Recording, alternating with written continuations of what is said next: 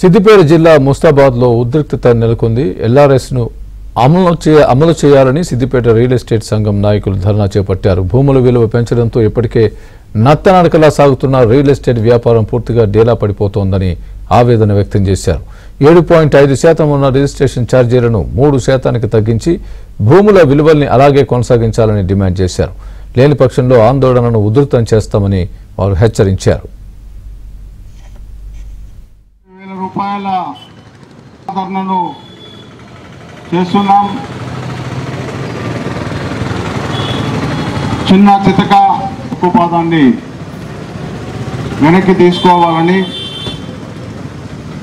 LRS ఈరోజు రాష్ట్ర ప్రభుత్వం ఏదైతే భూముల విలువ పెంచాలని చూస్తుందో అది రియల్ ఎస్టేట్ రంగంపై పెనుభారం పడనుంది. కాబట్టి ఖచ్చితంగా అలాంటి చర్యలకు పాల్గొనని చెప్పేసి ఈ సందర్భంగా మేము హెచ్చరిస్తా ఉన్నాం.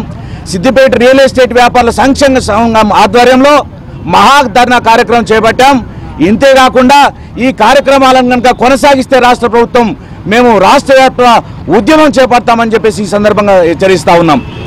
ఇలా సిద్దిపేట జిల్లానే కాకుండా రాష్ట్ర వ్యాప్తంగా లక్షలాది మంది నిరుద్యోగులు రియల్ ఎస్టేట్ వ్యాపారంపై ఆధారపడి జీవిస్తూ ఉన్నారు.